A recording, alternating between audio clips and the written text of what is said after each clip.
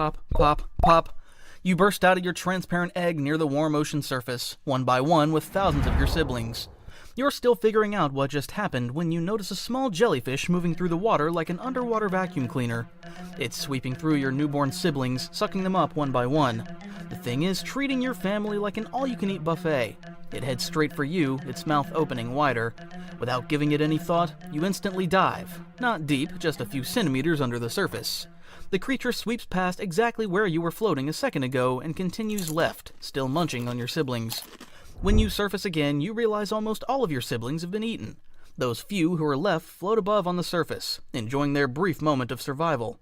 You are smaller than a grain of rice, completely transparent, and look more like a floating blob of jelly than the fastest fish on Earth you might become someday. Your body is basically a see-through bubble with a yolk sac attached. No fins, no bill, no anything that remotely resembles a fish. Your yolk sac is your only food source right now, and it will last for about 2 days. On the 3rd day, your yolk sac is completely gone. You need food. You drift your body like a wobble-wobble on the surface and dip down a centimeter in the water. You notice a few copepods drifting nearby. You try to grab one with your barely formed mouth, but it slips away. You try a few more times and finally catch one, but it barely counts as food. It's so small. The entire day you manage to catch dozens of tiny plankton, but the amount of effort you made is nowhere near enough for what your body needs to grow. You are still smaller than 1 centimeter, so life is still a lot, to be honest. Almost a month passes like this. Now you've grown to about 15 to 25 millimeters and have officially passed your small birth stage. You look more like a fish now. Your mouth structure has become more advanced, and you can actually eat small fish larvae and shrimp-like creatures. Most importantly, you've developed fins and a tail that can actually propel and push you through the water. So you've started diving underwater instead of just floating helplessly on the surface. It's time for your first real hunt. Okay, jokes aside guys, I've actually been using the Mantis sleep mask myself, and I get why so many people are obsessed with it. First off, this thing is super adjustable. The eye cups don't touch your eyes at all, so there's no pressure. Just pitch black, total darkness. If you sleep during the day, work night shifts, travel a lot, or just have a light-sensitive brain like me, this mask helps you fall asleep faster and stay asleep longer. It's honestly the only mask I've used that doesn't feel like some cheap cloth. The build quality is next level. Use my code GIBLIXY10 to get 10% off on their website, or check out the link in the description below. They even have a Beat the Light offer right now, with up to 20% off if you spend $149, so go check it out. And thank you so much Meant to Sleep for sponsoring today's video. You spot a school of tiny fish larvae about half your size. Perfect first targets. You position yourself below them, watching their movements.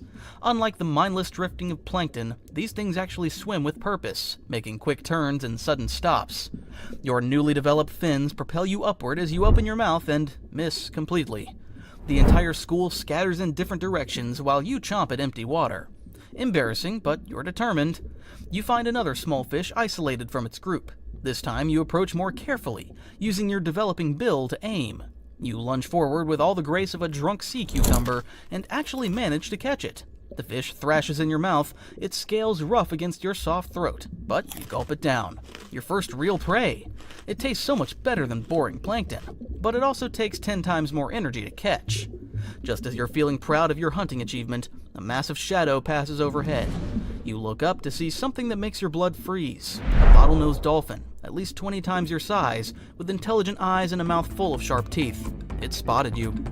Without warning, the dolphin dives straight down toward you with terrifying speed. You've never experienced anything like this before. Pure, intelligent predation aimed directly at you. You twist your body frantically, your small fins working overtime as the dolphin's jaws snap shut inches from your tail. This isn't like avoiding a mindless jellyfish or comb jelly. This thing is actively hunting you, calculating your movements, predicting where you'll go next. You dart left, the dolphin follows. You dive deeper, it follows. You surface rapidly, and it's still right behind you, clicking and whistling as if it's enjoying the chase. For the first time in your short life, you understand what real death looks like. In desperation, you attempt something you've never tried before: real speed. You pump your tail as fast as possible, trying to access that legendary sailfish velocity you're supposed to inherit. But your body isn't ready. Instead of graceful acceleration, you spin out of control, tumbling through the water like a broken torpedo. The dolphin, apparently amused by your pathetic escape attempt, loses interest and swims away to bully another small fish. I mean, yeah, the dolphin was just playing with you, otherwise you would have died already. Over the next few weeks, you become obsessed with speed. You see an adult sailfish in the distance moving like an underwater bullet and think, I can totally do that. You position yourself like you've seen the adults do, build up momentum, angle your body perfectly, and wham! You crash headfirst into a coral formation so hard that small fish scatter in all directions. Okay, that was just practice, you tell yourself. You try again, this time aiming for open water. You pump your tail with everything you've got, and for a moment, you actually feel fast. Then your elongated body starts wobbling like a broken torpedo. You spin out of control, tumbling through the water until you slam into a rock wall. A hermit crab pokes its head out and gives you the most judgmental look you've ever received. Frustrated, you quit the shit for today. One day, while desperately hunting near a coral reef, you witness something amazing. An adult tuna, sleek and powerful, approaches a school of small fish. Instead of chasing them chaotically like you do, it does something different. It slashes through the school with its tail, stunning several fish, then loops back to collect the disoriented prey. It's elegant, efficient, and devastatingly effective. You decide to try this slash and grab technique yourself. You find a small school of fish and approach with what you think is expert precision. You swing your developing bill sideways through the school, hoping to stun them like the tuna did. Instead, you completely miss the school, overbalance from your own momentum, and crash face first into a sea anemone. The stinging tentacles leave painful welts across your face while the fish you were hunting swim away, probably laughing. You try again with another school. This time they scatter anyway, startled by your clumsy approach, but none are stunned or injured enough for easy capture.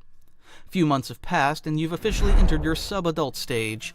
This time, when you slash through the school with your now solid bill, the technique is devastatingly effective.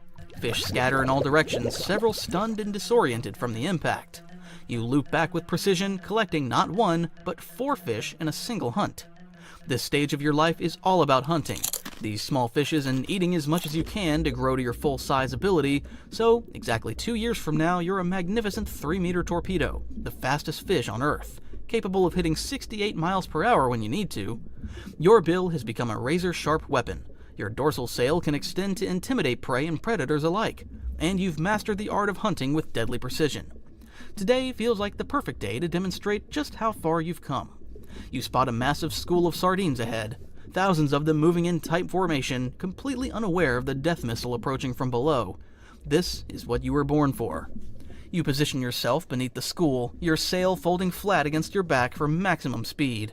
With one explosive burst, you rocket upward, building to your maximum velocity in seconds.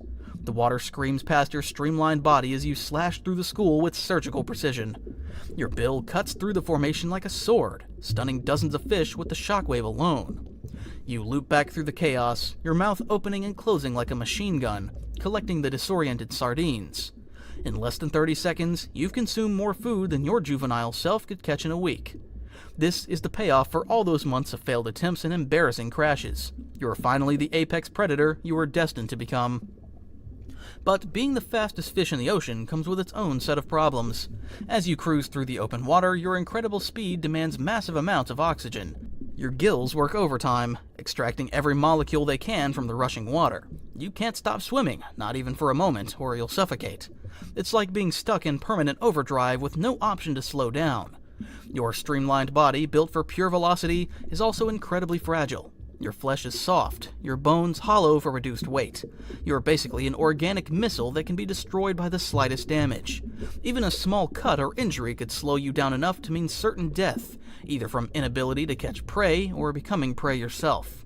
But speed comes at a price, and the ocean always collects its debt, eventually.